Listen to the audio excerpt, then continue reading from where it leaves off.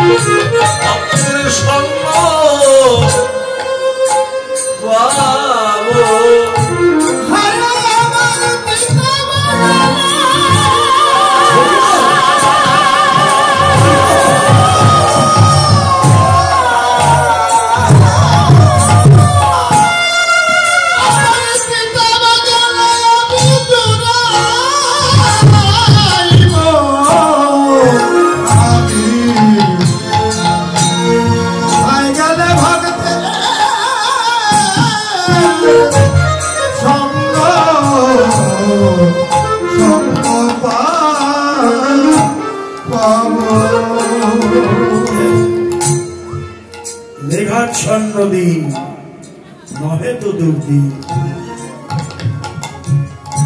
যেদিন কৃষ্ণ ভক্তের সঙ্গ হলো না, সেটাই ভক্তের কাছে মহাদুর্দিন। যেদিন কৃষ্ণ কথা শোনা হলো না, ভক্তের সঙ্গ হলো না, ওটাই মহাদুর্দিন। আজকে আপনাদের আমাদের সবাই আনন্দের দিন যে আমরা ভক্ত সঙ্গে হরি কথা কৃষ্ণ কথা শ্রবণ করবার ভাগ্য পেয়েছি। অনুরাগ, আপনারা অনুরাগী ভক্ত ছুটে এসেছেন, আর ভক্তি লাভের শ্রেষ্ঠ জায়গায় এটা। সাধু সঙ্গ অনুক্ষণ মার্জন হয় ভজন। সাধু সঙ্গ করলে যার যার ভজন মার্জিত হয়। ভক্তের কাছে গেলে ভক্তের সঙ্গ করলে কি না হয়, সব হয়। সাধু সঙ্গ হইতে হয় শ্রবণ কীর্তন, সাধন ভক্তে হয় সর্ব অনর্থ নিবর্তন। অনর্থ নিবৃত্তি হলে ভক্তে নিষ্ঠা হয়। নিষ্ঠা হতে শ্রবণত্বে রুচি উপজয়। রুচি হতে হয় জীবের আসক্তি প্রচুর। আসক্তি হইতে জন্মে কৃষ্ণে প্রীতাঙ্কুর। সেই ভাব গাঢ় হয়ে ধরে প্রেম নাম। সেই প্রেম প্রয়োজন সর্বানন্দ ধাম। প্রেমের অঙ্কুর গজায় করতে ওই যে শাস্ত্রের কথা, সাধু সঙ্গ হতে।